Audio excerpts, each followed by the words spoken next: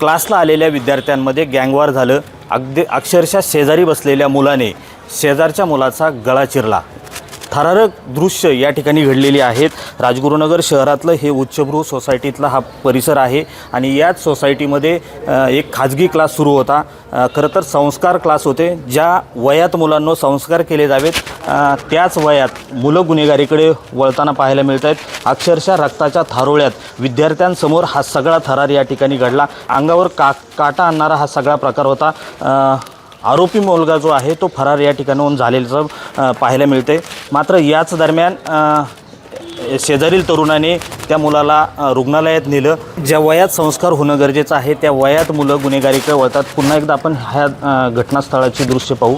Police या ठिकाणी दाखल झालेले आहेत। पोलिसांकडून शोध घेतला जातोय। आरोपी कोण असेल फॉरेन्सिक लॅबचीही या ठिकाणी टीम दाखल झालेली आहे।